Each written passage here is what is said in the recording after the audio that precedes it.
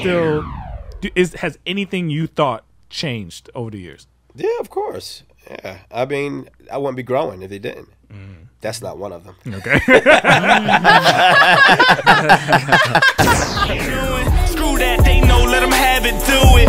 Okay, I'm erratic, prove it. Never mind, got a mind that'll wind up with me in a lineup behind bars with these bars. Okay, my time's Team Freedom. Yeah. We not through yet. All right. Trackstarz Music. What's up? You in the field with the Trackstarz, Ryan Righteous, Shantan, the DJ Jeremiah. We got the truth in the building. What's up? Yeah. What's up? What's up? Big How you bro in doing, the man? building. Fantastic, man. Good, good, good. Tell us what you're in town for first. Radio promo. Okay. What you pushing? Pushing a new album. Vet just came out Friday. Yeah. Yeah, it's been exciting. It's been crazy, actually. Yeah. That's what's up, man. So Yeah. tell us about this new project, where you're going with your music now. Yeah, man. This record is entitled Vet, just because I kind of feel like that's the space that I occupy, particularly in the Christian hip-hop arena. And it's one that I'm taking full ownership of. You know, a lot of times artists struggle as they're getting older, but I actually love it. You know, Yeah. because I feel like I have a lot to offer, you know, the generations that are behind me. While at the same time still doing what I do as an artist. Yeah. You know? Yeah. So I kind of liken it unto like LeBron, you know, on the Lakers. He's the oldest Laker, but he's still obviously necessary. He's, Yeah. you know. Right. But it's not just his skill set that's important. It's also his voice in the locker room. And that's kind of the space that I feel like I'm in right now. I feel like I'm the mature voice in the locker room, but still on the floor. That's good. You know, so Vet is basically a series of EPs. That this one is the first one, and that's it, man. That's Yeah. dope. That's awesome. So Ryan already put me on blast before the show started, but a lot of the reason why we're sitting here is because of you. Oh wow, You're one of the first albums I bought when I first even knew Christian hip hop existed and what was going on with it. And you were the first person that made me realize that this was even possible. Oh yeah. Because to me, I wish our DJ was here as well, DJ Jeremiah. He always told me Christian hip hop is good. It's good. It's good. And I'm like, dude, it's whack. It's whack. It's whack. And you were the first album I bought, and I was like, okay, I see it now. Wow. I see it. It's possible. wow. So, and actually, there's no way you can remember this, but years ago, you were at my church. I think, what was that for? There was some concert we had at our church, I remember. and I was like your handler or whatever. So, you sat. I had to walk you around to the stage and all that kind of stuff, right? And you gave me advice. Told you. You gave me advice, and a lot of the advice got us to where we are right Wow, that's insane. Yeah. That's my same crazy. story. Same- That's why we're Is it laughing. crazy? Same 'cause I story. said that. Yeah. Same exact story. now. No, I'm dead Really? serious. I was his handler. Are you serious? Yes. Yeah, at the CNN. We've been Yes, doing this. that's what I'm saying.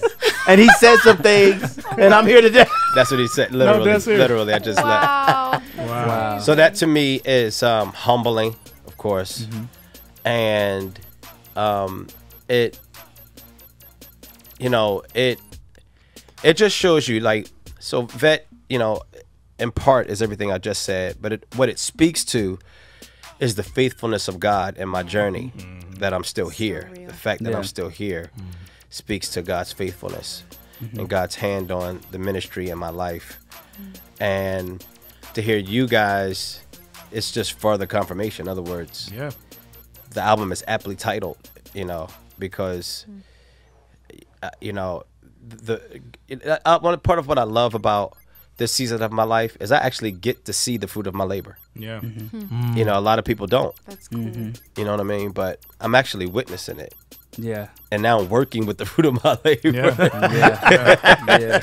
Yeah. Even the producers on this record, KJ Scriven, you know, he'll tell you, 15 years old, I remember. Like, I studied you. He said, I studied you from 15 to present day. Yeah. Same. You know what I mean? So that just, it does my heart really well. I'm humbled by it. I don't take it for granted. And I'm really just grateful to the Lord that, you know, our labor is really not in vain. That when we pour in you know, we've always had a philosophy of ministry that we believe came from the scriptures. It comes from the scriptures, you know, and we've always been bent. Part of that is being bent on discipleship, pouring in, like part of discipleship, obviously pulling people close and walking, you know, you got to do life with people. But then we took that mindset everywhere we went. So there was never a time we felt like we were off duty.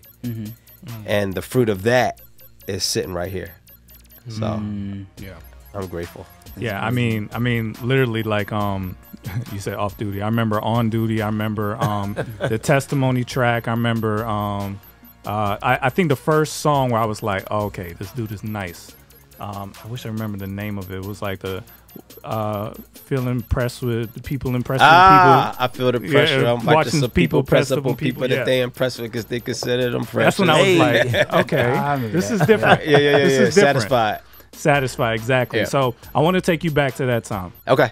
And lyrically, to me, I mean, there was Ambassador. I thought his lyrics were amazing. But at the time, I was the last one to the 10 as far as believing in it, right?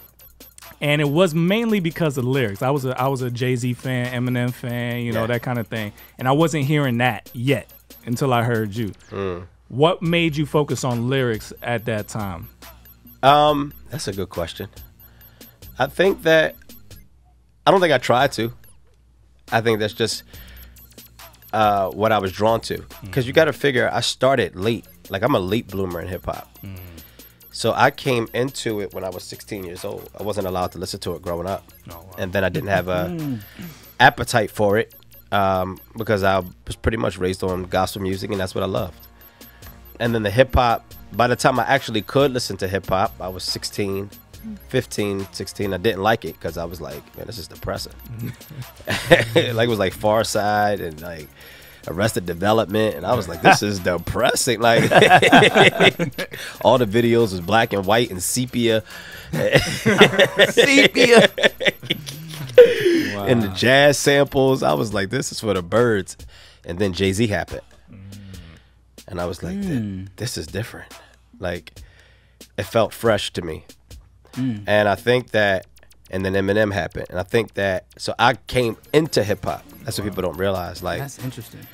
My similarities with Jay-Z early on was I didn't have any other point of reference. I didn't really know any other point of reference like that. There was nobody else that resonated with me when I came into it. Exactly. Yeah. It was like Nas and AZ. I like Nas, you know, Nas and AZ and those guys. But Jay-Z really resonated with me in part because he was so conversational. And that's, you know, kind of the way I am in my music as well. So I think that for me, I did what connected with me. That's what I did, you know, like, and yeah, I think that's it. That's a good question. I never thought about why I was more lyrical, but you got to also figure I grew up in the East Coast. Yeah. Yeah. So that's all East Coasters were about. You had to be lyrical. Lyrics. Yeah. Everybody was about lyrics. You know what I mean? You had to be lyrical. You had to be lyrical to be respected. Now you have to be rhythmic to be respected. Yeah. But back then you had to be lyrical to be respected. So it was just part of the culture for me that I just naturally assimilated to.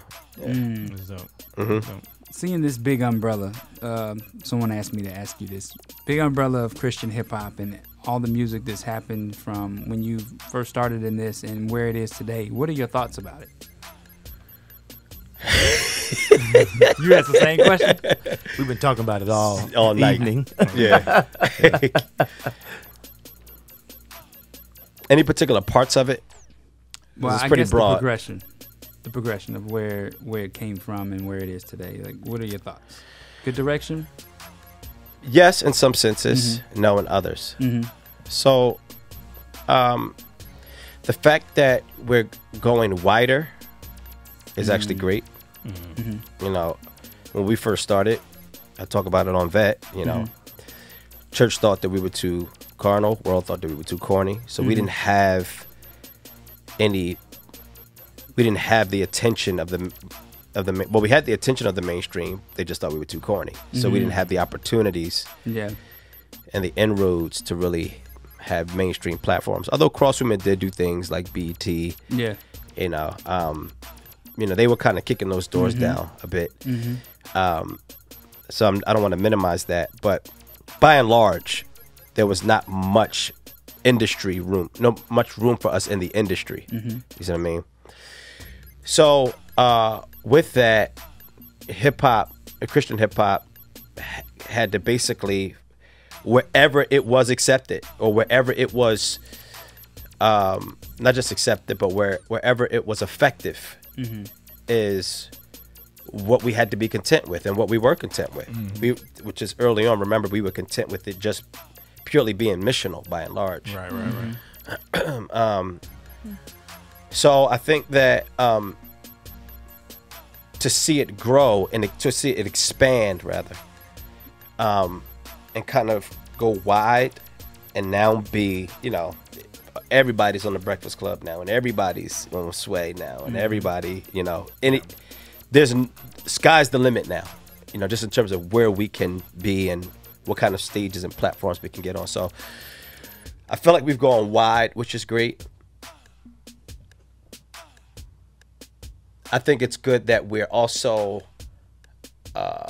there's a potpourri of styles and of also approaches. So they're so everybody is in their own respective space, just in terms of how they approach this. Right. So Social Club may do a song about pizza parties, and that's perfectly fine. That's exactly where they needed to be and what they needed to be doing when they did that. Yeah. It was an expression of who they were as people, which is part of what it means to be an artist. Yeah, it's a full expression of who you are. And so I think that Andy talks about this a lot. He talks about how at first when he started rapping, he wanted to be like us. And then he got challenged by Ray, who said, bro, you silly. Be yourself. Be yourself. Be who you are. So he started, you saw more of that side of him expressed through his art. So I think that to have that kind of array of personality and different modes of expression, I think it's really healthy, because there's a diversity there. Where I think we're challenged is not in what we're diversified in, but what we're challenged in is where we're unified. Yeah, that's true. You see, which is actually really reflective of our culture as a whole. America is multicultural. You see what I'm saying? America, we're a diverse country. That's part of what we're a melting pot. The thing that makes us who we are is pluralism, which is not a bad thing. The only thing that's bad about pluralism is what it can produce, which is relativism. So the philosophy that comes out of it can be problematic, but pluralism in and of itself is a good thing. Right. Multiculturalism is a good thing. So diversity for our country is not a problem. The problem is there's nothing to hold that together. Right. There's no truth to unify us in that. Yeah, that's good. And the same for Christian hip hop is that where we're diversified is amazing. Where we're unified is still in question. And so I think that that's the conversation that we need to be having now, because I think everybody's kind of growing in appreciation for how we're different. With that, maybe it's time for us to get back to the conversation about where we're the same. Which is That's so good. That's Yeah. good. That's really good. So one thing that you resonated with me, and maybe on purpose, based on the song I remember, it sounds like it may have been on purpose. But speaking for the kids that didn't have like I was in a gang, my parents did crack testimony. Like a lot of times I felt like there was no place for me because I didn't have like this grand testimony of overcoming odds and stuff like that. Yeah. And you feel useless sometimes when you hear all these horror stories, right? But God really, just from you and just him being God, kind of showed me my path in that and where I can be useful, even though I don't have all these horror stories. How did you use your testimony in your music, and did you ever feel like you didn't have a story to tell? Oh, absolutely. Yeah, that's why I wrote it. A lot of times artists are oftentimes writing out of like what we didn't feel like we had. So I think that for me, I really struggled with it early on. When I was a teenager, we used to have something called testimony service. I'm probably dating myself here. But in testimony service, you know, it's where everybody kind of gets up and outdoes each other with their testimonies. That's what that was. Not always. But that's what it felt like sometimes. Like, and during testimony service, one person to stand up, I was a drug dealer, God saved me. And the next person to stand up, I was a drug dealer and a prostitute, God saved me. Next person that stands up, drug dealer, prostitute, and the mafia member, you know, God saved me. Yeah. And I remember literally sitting in testimony service one day and thinking to myself, if that's a testimony, then I don't have one. Yeah. That's the way I felt. And that was something I had to wrestle with. You know what I mean? So much so that I actually went out and tried to get one. Like I was like, I'm gonna go get me a testimony. Oh no! I tried to do it all in one night though. Like I would have put my Dwayne Wade glasses on and my purple silk jacket and went to the club and smoked a cigarette all in one night. And it was a Saturday night, which is the worst time to sing because you got church the next day. And I went to church the next morning, all broke up, crying in the arms of my mentors and my disciples. Oh my God. Anyway, so that was the extent of that. But what I realized is that but what I realized, and it hit me like a ton of bricks one day sitting in another testimony service, and I ended up saying to myself, after somebody had just given one of those kind of from the streets testimonies, I sat there and I said, you know what? Jesus actually never had a testimony like this. That's what came to my mind. The Bible said that he was blameless. Right. So much so that when he stood before Pontius Pilate said, I can't find either guile or deceit in his mouth. I can't even find anything foul that he's ever said, let alone done. Then I started thinking through all of the individuals in Scripture, the Daniels, the Hebrew boys, the Josephs. And most of the time we spend a lot of our times, you know, talking about having a heart like David. I feel like God would actually rather us not be Davids, to be more Joseph than David. Wow. You know, like I'm convinced that God would much rather preserve us than restore us. If he can keep us, you know, we would live this life abundantly without the scars. Wow. Why is that? Why is that not? I want to say popular, just because I really felt uncool. Like I at church, I felt uncool. I felt like I wasn't from the right neighborhood. I felt like I wanted God to give me a harder story until, you know, now I'm like, please God, please don't. But like I really felt that way. I felt like I didn't fit in. I think it's a lack of understanding what the gospel is, and really, because if you don't understand that your sin runs just as deep as a good person. You know what I'm saying? Like people feel like they need for their testimony. Sometimes it's we want to help God out in a sense. You feel me? Like, yeah, that's real. You know, like we want people to feel like he had to rescue us from something deeper than I was just a sinner. Like I was just a good person. I was a positive person, but I was going to hell. Like people don't like that story as much. Like it's like why reality shows, like every reality show that I've been offered, I turned down. Because they need drama. Like they the ratings thrive on it. We wrestled with that one time. Yeah, you feel me? And I feel like people there's that sense of like people feeling like in order for God's story to read better, there has to be a deeper sense of drama and brokenness that he had to have rescued us from. So I think it's a very broken understanding of the gospel and what it means to be a sinner. Because actually, if you just said God saved me, like that, like without any of the stuff, you know what I'm saying? Like that actually speaks in volumes. That's good. Like to the same degree as having been rescued from the stuff. Because the stuff is just a byproduct. That's not what he saved you from actually. You see what I'm saying? Yeah. That was a byproduct of God saving you. Yeah. You feel me? Very nice. Yeah. I was dead in my trespasses and sins, quickened then and made alive through Christ. That's really all of our testimony. Yeah. And then everything else is just icing on the cake. I think one challenge for young kids that may be growing up in the church, right? The challenge is because you may not have that testimony.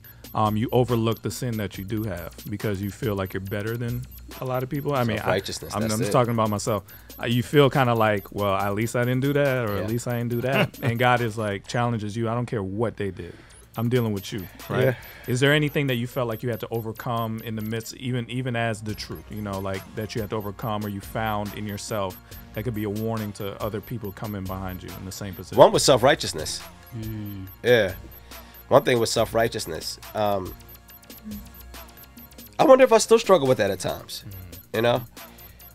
And again, self-righteousness is interesting because it finds expression in certain types of relationships. So as long as I'm hanging with my dudes and people that are like, we're all on the same page. Yeah. Think the same and move the Right. same. It doesn't. Same purpose. You know what I mean? It doesn't. I don't come sense out. it. Right. I don't sense it until I'm around people that I feel like you should know better. Right. It's so real. Yeah. It's real. You see what I mean? So it's it's just really just the nature of sin in general. Like you don't know it surfaces with circumstances. Yeah. So you don't know what you're capable of. Oh, That's yeah. what I tell people all the time now. Yeah. After what I've been through and done, you don't know what you're capable of. Like you really don't know. Yeah. You had a question, Face. sir? No, I was just agreeing until you're faced with it. Yeah. Yeah, you really don't know what you're capable of. So, self-righteousness is something that I still find myself fighting through in a different way than I did 10 years ago or 5 years ago. But self-righteousness nonetheless, yeah. And I think that and the thing about self-righteousness is you really have to be careful with it because it will, like, it's rooted in pride, which will land you in stuff that you never thought. Like it's like it's self-righteousness is really dangerous because it causes you to think that you're stronger than what you really are. Yeah. Yeah. Yeah. That's Yeah. true. That's real. So it's not just I'm better, I'm actually stronger. Yeah, that's That real. wouldn't happen to me. I would never do that. Yeah. Gotcha. And so if there's anything that I would warn against, it would be that. Wow. That's good. That's one. But I mean, we could keep going. That's what being in this space is all about, warnings. Yeah. And trying to help the generation that's behind me to not make certain mistakes. You know what I mean? But it's not about behavior modification. It's about addressing the root of the stuff that can trip you up. Yeah. That's what I'm about right now. When you disciple other artists, do you see them listening and making changes? Yeah. Oh yeah. That's one thing I can say like has been beautiful for me to watch. Like I said, I can see the fruit of my labor. Yeah. And now it's harder to disciple artists now because there are too many things competing against the voice, a theological voice of reason. There's too much ambition, Yeah. even with Christian artists. Absolutely. Do you warn against labels like signing major deals? No, You warn against that? Okay. no. You mean like with mainstream or secular? Well, do you see labels? artists that are not ready for that? Oh, absolutely. And you warn them? Oh, like, absolutely. This isn't the time to do this. Oh, absolutely. Oh, yeah. Not only is it not the time to sign to a major label, maybe it's not the time for you to be actually rapping. That's good. Yeah. You see what I'm saying? Yeah. Because I think that, back to my original point, your roots can spread wide and not go deep. And that is the greatest concern. Yeah, that's That now Christian hip hop is wide but not deep.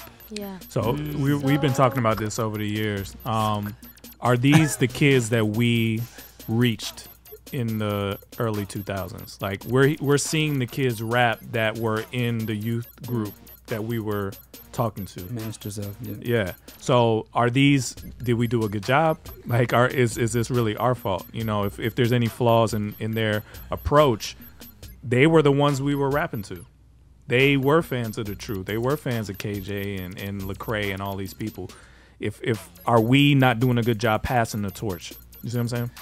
I think we're splintered, and that, again, this goes back to what are we unified in. I think that the leadership in Christian hip hop is splintered on what we're different. Maybe that's a better word. We're different in our understanding of what our roles entail. So for all of us who think more discipleship, think almost shepherdish kind of, think, again, we feel the weight of, you know, not being perfect, but like being very intentional about everything, because we know that their eyes are on us. Yeah. We feel the responsibility. We have a sense of feeling responsible for helping to shape the perspective, the ideas, the values of the generation that is to come. Not to create this homogenous, monolithic culture of think like me. I think that's sometimes the misunderstanding. That sometimes this, what I'm saying, gets misinterpreted as you just want me to think like you. Right. And it's really not that. Like, I really don't want you to think like me. Like, I appreciate you and all of your packaging and all of your personality and all of your just doing life musicness. Like, do all of that. I'm talking about like younger artists. I'm just trying to help you, to help shape you fundamentally, so that no matter where you find yourself, you're grounded enough to stand. Got you. And not waver. That's good. So, but there's a contingent of us that think that way, and then there's another contingent of the leadership that doesn't feel that responsibility. Doesn't feel like they're the gatekeepers, or that they should be helping to shape anything. So because, again, we're not unified in that, what it does is it leaves the artist to piecemeal their values. A little bit from here, a little bit from there. This is what I like about this artist, this is what I like about that artist. And then you put your own kind of gumbo of philosophy, of ministry and art together. And I think that that has, you know, been a great disservice to the generation behind us. You see what I mean? Like, part of the challenge has not been that we're just different in the leadership, like in our leadership and our perspectives on leadership. It's that there's been a disparaging, like, so it's one thing to be different. I don't feel like we should shape them. I feel like we should shape them. That's fine. Let them put it together. But then if we're disparaging each other, then now that creates confusion amongst the generations that are to come. Right. So now everywhere I go, no matter where I am in the world, there's not just a question about philosophy, there's a question about relationships. You see what I mean? So, yeah. I always felt like we had our own East Coast, West Coast beef. Yeah. With y'all and Tunnel Rat philosophy. Right. And I feel like that's still happening now. The same two philosophies are still exist, even though they're under different names. Yeah. And I always wondered how are we ever going to resolve that? Because it's really a different way to see the world. It really is. Worldviews are important, as we know. They color the way we see everything. And how we process and interpret the facts. And when I think about just some of the differences in philosophy, you know, I don't know why it's so difficult for us to find a middle ground on these issues, because in my mind, the middle ground is really basic. In my mind. And maybe because I'm a kind of middle of the road kind of guy, like my whole career's been at. I've been between CHH and gospel, and I've been between, like I've always been in between. Yeah.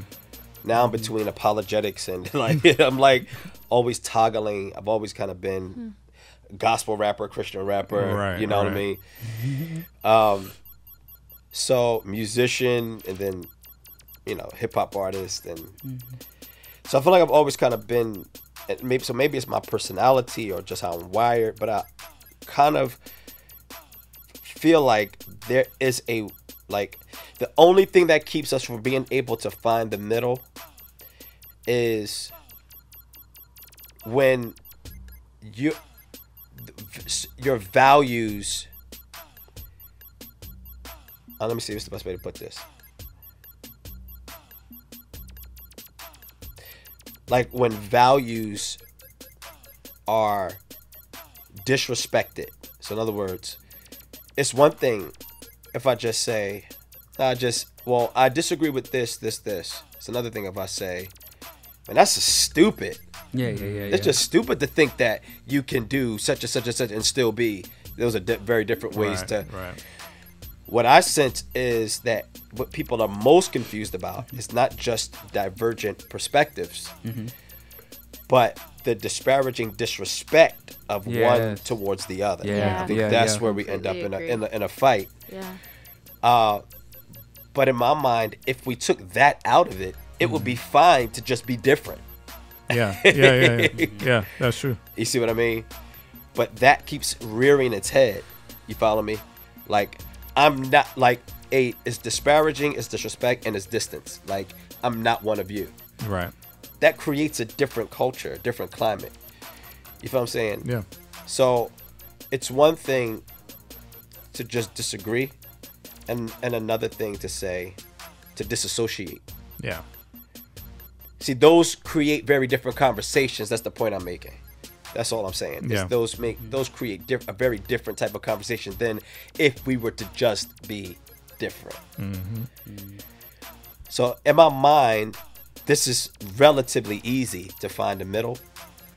Not sure how much we want to find a middle, but time will tell. I think a lot of stuff comes full circle. I've seen that in my career. That's part of the beauty of being in it so long. I've seen it. Like, I've seen art, I've seen it rises and falls. I've seen people be amazing, fall off, and come back. I'm one of them. I've witnessed a lot of, like, God bringing things back. So I'm always kind of hopeful, and I feel like that's happening on some levels, especially amongst the leadership. You know what I mean? Like, I feel like we're learning to really operate in conciliatory ways. You know what I mean? And really just, even with our differences, kind of lock arms. It might be a bit superficial, but but you know, it's a step in the right direction. So now I got like a million questions for you, but next one, have any of your views changed? Because I remember you used to go hard. Like, I remember a song where you said, if you even play an instrument for an artist that's not Christian, you something. I can't remember exactly what you said, but it was like to the point where I remember some people were like, you know what I mean? They on the road with Molly Music, like, should I be doing this? Like, are you still? Has anything you thought changed over the years? Yeah, of course. Yeah, I mean, I wouldn't be growing if they didn't. That's not one of them. Okay.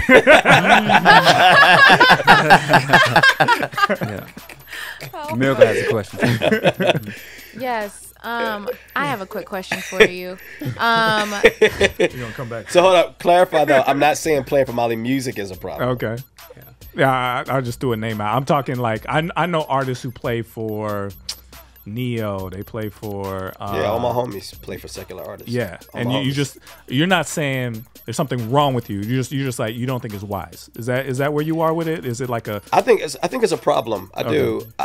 I struggle with it, and especially because they're my friends. You know what I'm saying? Like these are my homie. Like, yeah.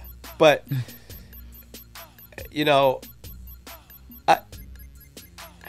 it's very hard for me to reconcile being a part of the supporting cast for Beyonce. In other words, if I identified Beyonce as poisonous for the culture, which I do personally,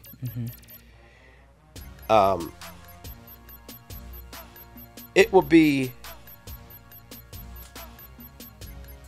like if I'm working alongside of her as a drummer or a keyboard player, aren't I helping to administer the poison?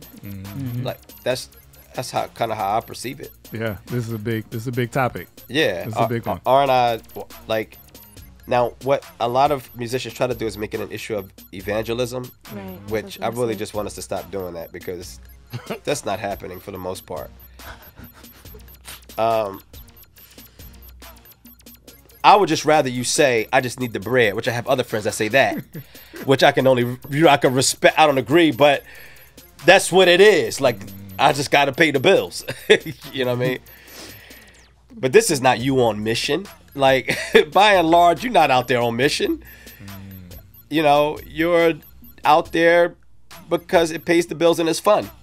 You get to do what you love to do on a grand scale and you get paid to do it.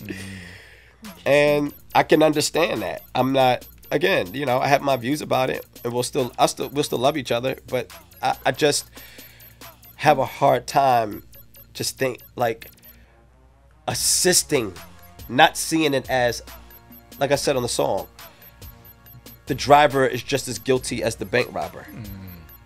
Both are charged as guilty, even if the sentences are different. So you see it as aided and abetting. Of course, Okay. I can't see it any other way. Like, I don't know what else you call it. Like, That's a very good point.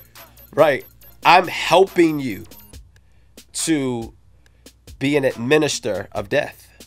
Now these are difficult sayings, but Wow.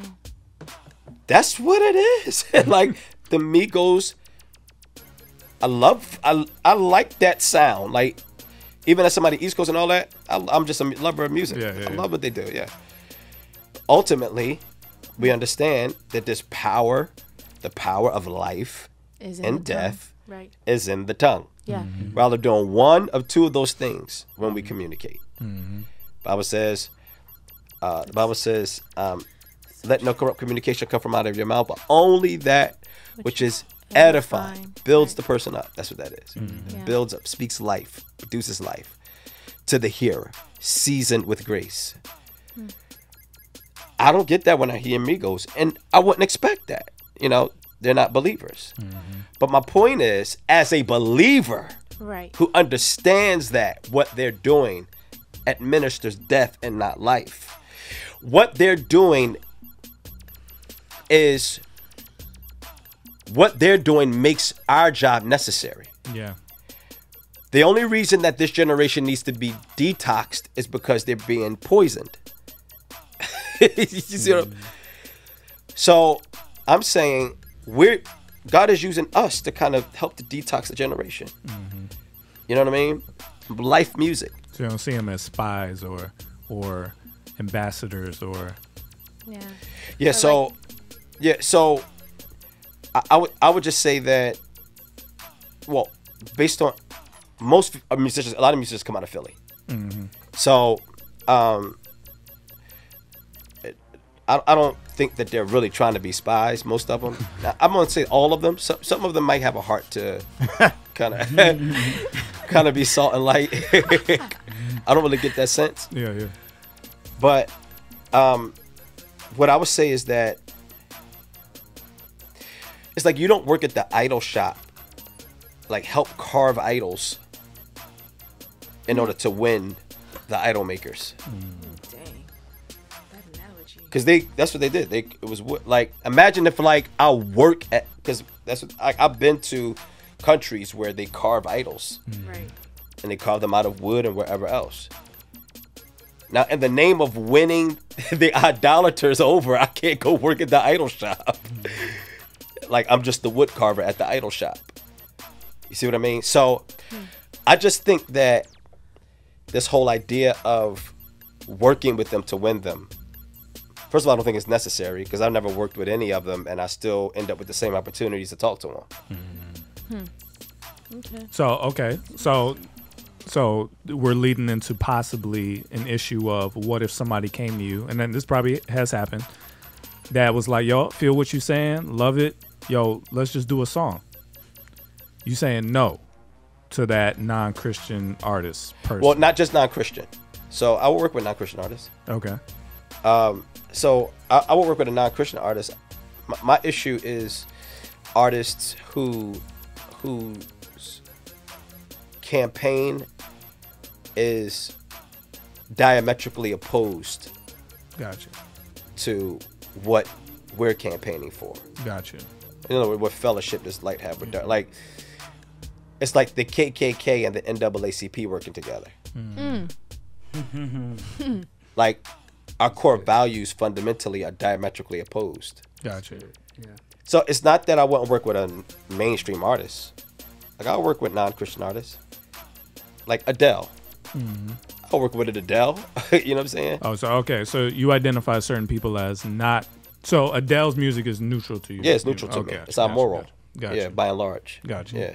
So, Okay. and her entire brand, actually, like her being, you know what I mean? Everything about her. You know, that is no threat to the kingdom of God. But when I start working with threats, you know what I mean? I think that it's confusing and contradictory. Gotcha. Let's do. Go ahead. Did you forget? No, I didn't forget. My mind is just processing all of this information. So this is kind of going a little backwards, but I just had a question in regards to I, as well as a few young people I know who have been working like with artists, like I'll speak for myself. I know it's been hard for me, like seeing the downfalls of artists or people in the industry in general. So much so that it's made me wonder and question if CHH is really an effective means of ministry. And yeah, I just have people that I know who like really love Jesus and they really want to be like just the light, you know, and learn from people who have been in the game or whatever. And they feel like they have to become compromising to fit. And so what would you say to those people? Because like right now, I don't even know if like this is something I see myself doing anymore just because of that fact. But So you mean like some of the like artists that are coming up, you feel like yeah, they love the Lord, but they're compromising in their their day-to-day relations and the way that they do life And- around the people they're working with. I don't know what it's like when they close the doors at home, I but see. So you see this firsthand. right. Oh wow. Or have seen, like I'm currently You have removed seen. from situations. I but understand. Yeah. But the question is the bigger part to me. Is CHH still a viable tool of ministry? So I would say absolutely to that. It happens. Like, you know, we just have to be careful because we find that in so many different, it's like the same reason people throw the church away. Right? I throw the church out because of the bishop that Right. fondled my niece when she was 7. Yeah. You know what I mean? And that's a real life. That's a real legitimate grievance. Yeah. You know, and anybody who has a problem with the church because of that, it's understandable. You know what I'm saying? But it doesn't. What it doesn't do is justify how they see the church as a whole. Right? We see the same thing with, you know, our police department. You know, we see a lot of sketchy stuff, Right. to say the least. Police brutality and corruption. Same with our government. But we've learned not to throw the baby out with the bathwater, right? Because it's still God's thing. Like the church is still God's bride. Right. Like, in other words, you see what I'm saying? Like, Yeah. it's still a divine institution that he's using in the earth, regardless of how messy she might be. Right. And the same, especially when you're on the inside, you know, is harder because you see more. You're exposed to more of the ins and outs. And that makes it increasingly more difficult to respect it and the people and the genre as a whole. I get that. Right. And when you see that it's happening, like that is growing, like it's like bitterness. It's like springing forth everywhere. It's like spreading like a virus. This certain mindset, certain philosophy, it's like spreading. Like, is there any faithful left? Right. You start to ask that question. Exactly. I get that for sure. I do Yeah. get that. But I'm here to tell you that there are, and God is indeed preserving, you know, just like the church, he's preserving the ministry. And I think he's preserving this ministry. I'm looking at this tour that's out right now with D1 and Flame, and I think KB was on one, and God Over Money. And I was looking like, he's still redeeming Christian hip hop. Like, he's still at work in Christian hip hop. Like, to see, there's a lot of heavyweights out now that people actually are really drawn to. You know what I'm saying? People are really drawn to. People really love them. And they really are speaking life into the culture. Yeah. And that's been doing my heart well, actually. You know, with all that we've been through. Yeah. The identity crisis I was talking to Sam earlier about. Like, the identity crisis that we're currently going through. With all of that, that's the bright spot to me. You see what I'm saying? That's good. Yeah. So who do you have a favorite right now? Some young artists, maybe not even young, but just who are you looking at? Like, besides, you just mentioned some, but like, who are you looking at? Like, that's it right there. That's what I would be if I was coming out right now.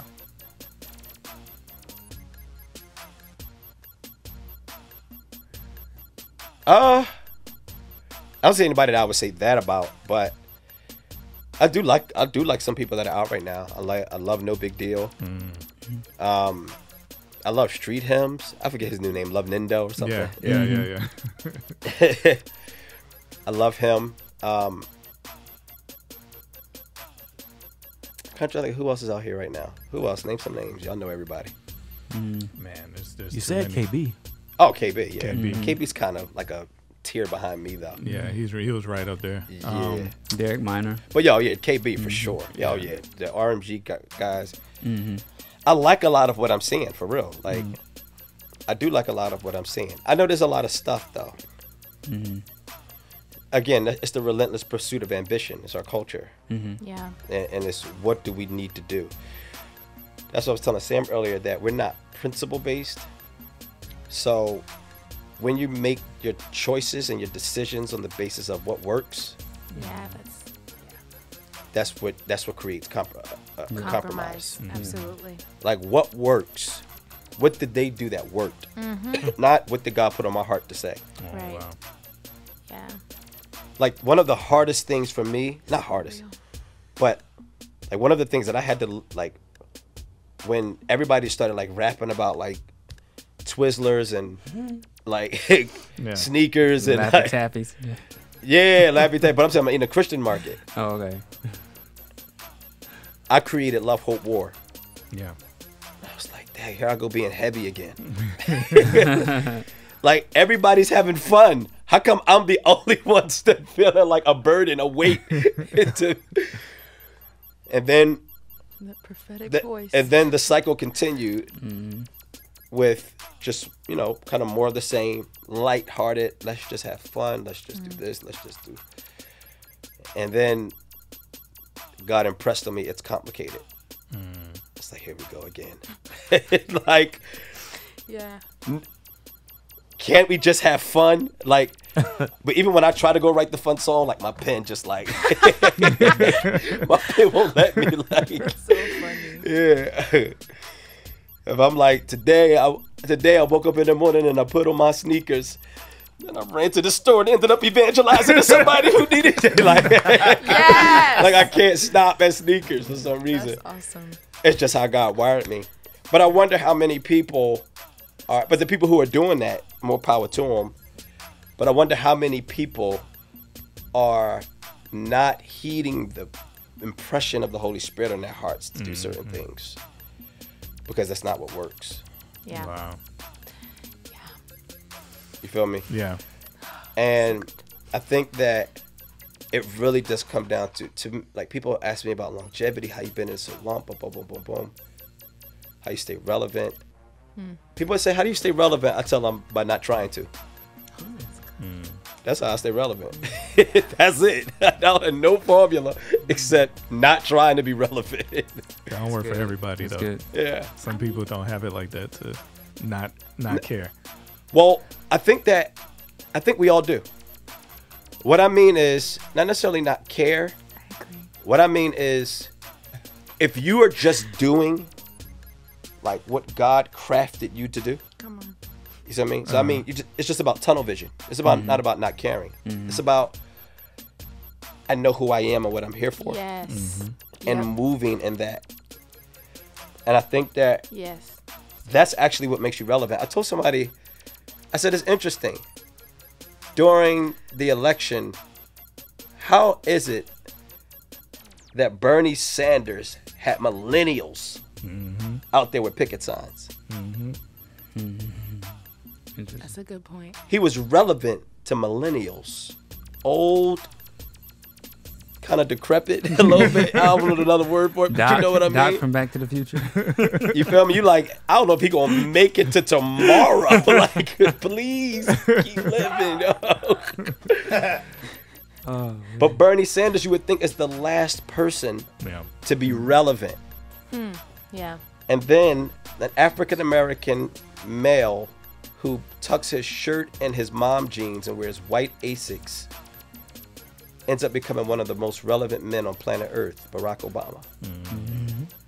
Nothing about him was cool or trendy. Right. Maybe he's a cool man, but I mean,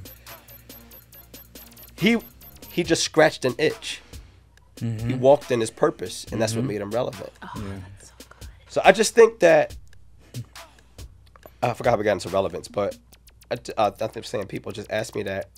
But I think that the key to being relevant is to not try.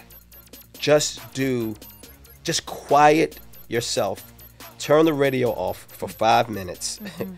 Stop trying to figure out what did Migos do, what are Migos doing right now, what's hot, Right. what's this person doing, what's the sound. Yeah. Just take your ear off of it all, crowd out the noise for 5 Yes. minutes, Yes. and just reach up to heaven and say, on. God, what is it that you would have me to say? Yes. I'm not saying it won't be a pizza party song. What I am saying is, what you see what I'm saying? Yeah. Yeah. But what absolutely. is it that you have for me? That's the only way I have this resolve. Because Yeah. for as complicated, I fasted for 6 weeks from social media. So I could hear what I needed to do.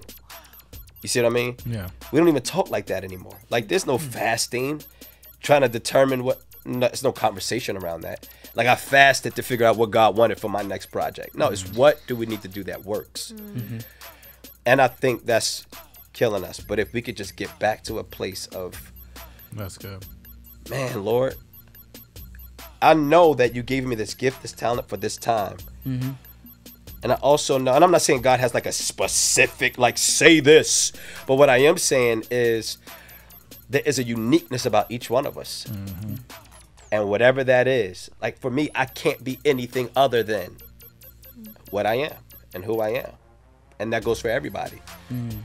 And I guess my question to this generation is, who are you? That's good. It makes me wonder how you write then, because you kind of give me some hints. Do you when you start writing, after you had your time, right? Do you always know where it's gonna go? Like, do you have an idea in mind of what you're attempting to say, or are you surprised as you go along as well? Both. Okay. I'm both surprised and I know. So I feel like I get big picture concepts. That's how it all happens first. I knew with this complicated what it needed to be. I knew it needed to be an apologetic, conversational album. That's what I knew. Yeah. Then once you get into the flow of, okay, what particular songs will be, you know, what that's a long process in and of itself, because you go through 50,000 songs before you land on the 12. And Robbie's somebody you follow for a while then. Yeah. Gotcha. Well, yeah. I've been following Robbie for 20 plus years. He's Absolutely. a beast. He's a beast. Yeah, but I think that it's both. So I start with the big picture idea. That's just how I'm built. This big picture concept, Love, Hope, War. That was a big picture concept. All my albums were big picture concepts first, and then I just kind of filled them in as I went along. But I get shocked at what God will give me along the way. So Yeah, kinda all of it. that's dope. That's dope. Yeah, I don't know. The writing has changed. I don't know if they get it the same way now. And it just makes you wonder, because I know whenever I write, it's like you have a plan, but it's like, oh, that's good.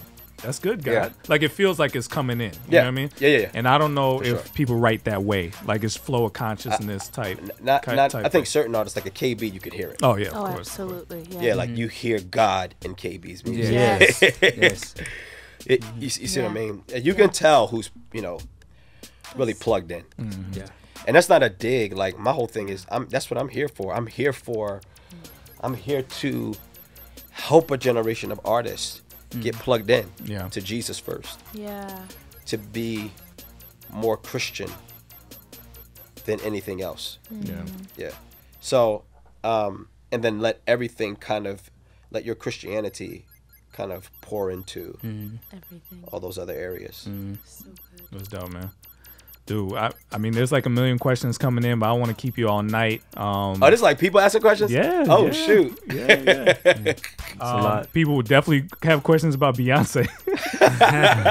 They want to know what the beef is with Beyonce. Beef? Yeah. What? Okay, let me just ask this one. Why does he think Beyonce is the enemy of the cross? So, very good question. Thank you. I'm sorry, I didn't know this was you guys speaking to me. Yeah, everybody. Yeah. We pick awesome. off some every now and then. Awesome.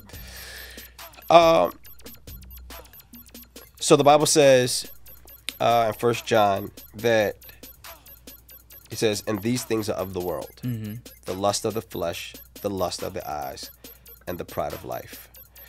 The Bible also says that if you're a friend of the world, you are the enemy of God. In James chapter 4. It just feels like this stuff is so hard. Like these are hard sayings, y'all. Like, I'm not like just trying to be hard just for like my brand. Like, Yeah. these are some of the difficult things we have to wrestle with. But the Bible says anybody who's a friend of the world is an enemy of God. The Bible says that anybody who loves the world does not have the love of the Father in them. And the list, and it just goes on and on and on with several books. Whole entire book of 1 John is dedicated to that type of thing, just to draw a huge line of delineation between those who are born of God and those who are not. And so I think that James 4 alone would give us the answer to that question. Anybody that's a friend of the world is an enemy of God.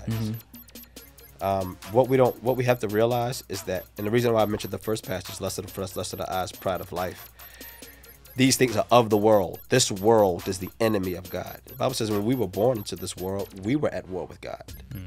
You see? So I'm not saying this in a condemning, condescending way. We too were once that, Right. the enemies of God. But these are not just enemies of God, but these are people who draw generations away from him. You see what I mean? They draw the generations away from God with worldly philosophies, ideas, sensuality, Yeah. sexual immorality. Jay-Z said, my mom told me that she was a homosexual and I cried because I was happy for her. that's shaping a generation's way of thinking. Right. Even in my own household. Once my oldest daughter hears that, who's 20, she has questions for me. Well, Daddy, why can't we be happy for them? You see?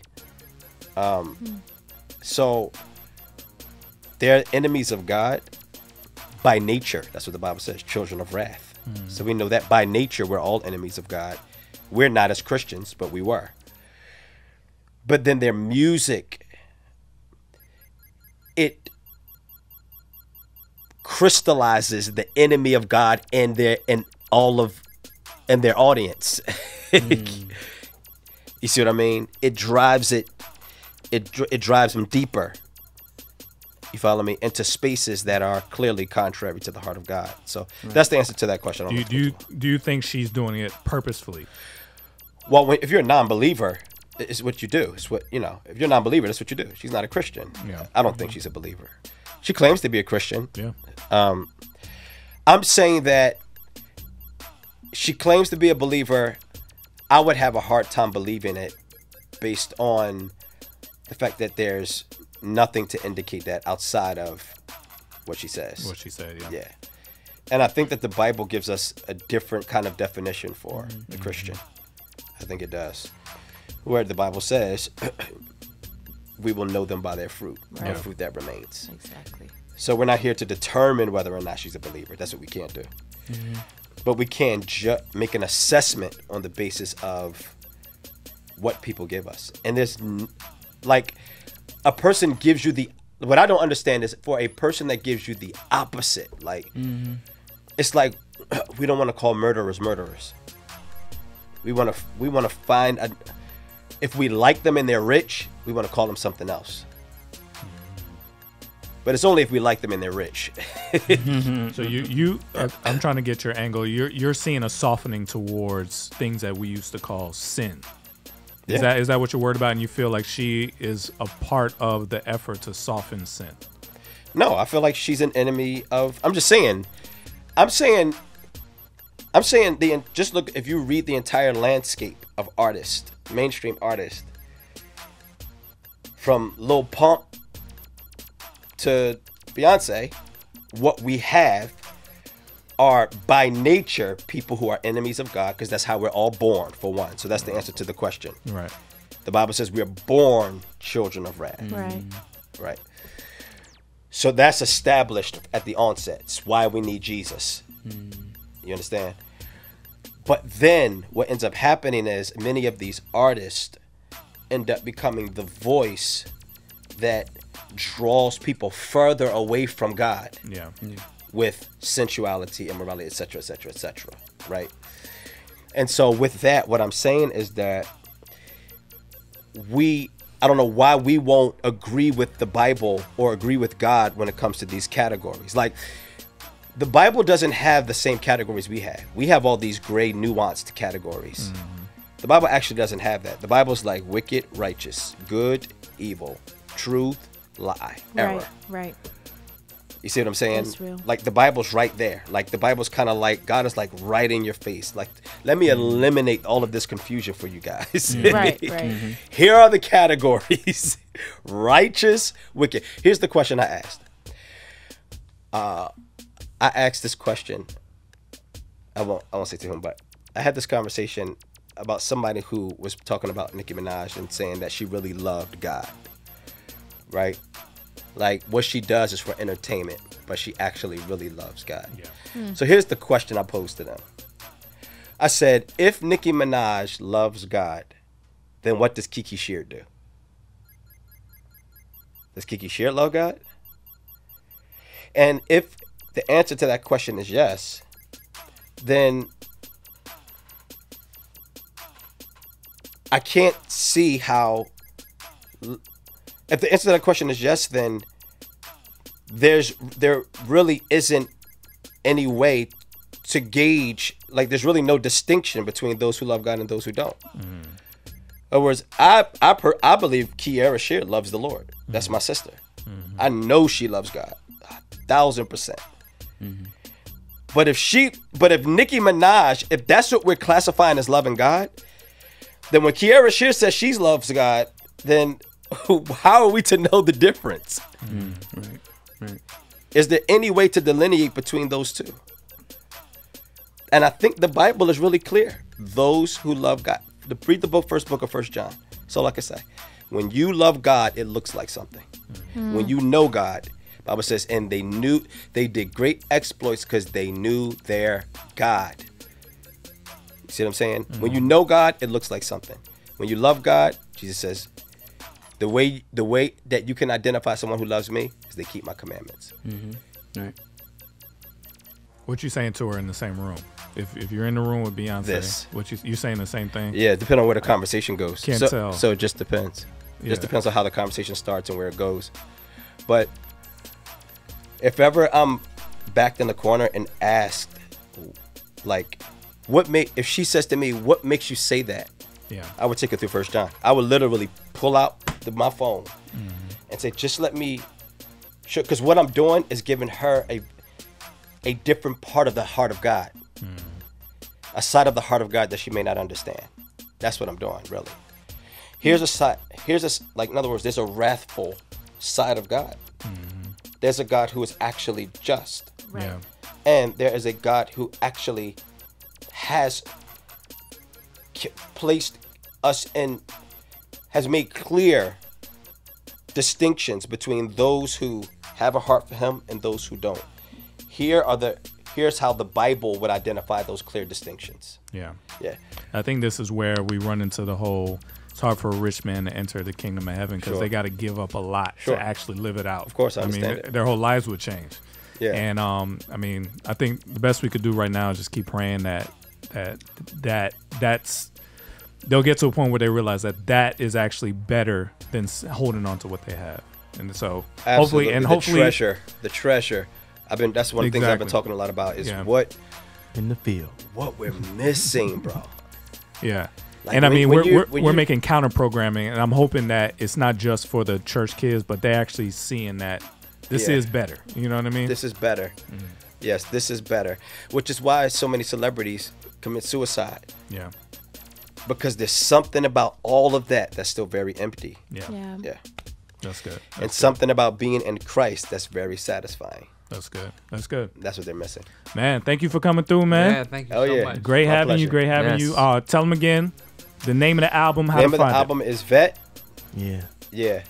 All the outlets. All of them. You can find it on all the outlets. Make sure you listen. When you listen, post it on Instagram, DM me, say something nice to me. If you hate it, don't say it out loud. Just send me a direct message. And what's your We'll social? talk about all the reasons why. The Truth on Duty. The Truth on Duty is my Instagram. Truth on Duty is my Twitter. So awesome. The Truth on Duty and Truth on Duty. Awesome. Thank you guys for having me. Yeah, man. thank Absolutely. you. Let's get back into it. You in the field with the Trackstarz. Ryan Wright to Sean Tanner, DJ Jeremiah. Lay up! Hey guys, Miracle here. Thank you so much for watching that episode. Make sure you go below, like it, subscribe, click the bell, and make sure you follow us on all forms of our social media. Also, check out our website and be sure you spread the word. We'll see you next time. We know not what we doing. Screw that, they know, let them have it, do it. Okay, I'm erratic, prove it. Never mind, got a mind that'll wind up with me in a lineup behind bars with these bars. Okay, my time's up. Team Freedom. Yeah. We not through yet. All right. Trackstarz Music presents. Turn my volume up, turn me off.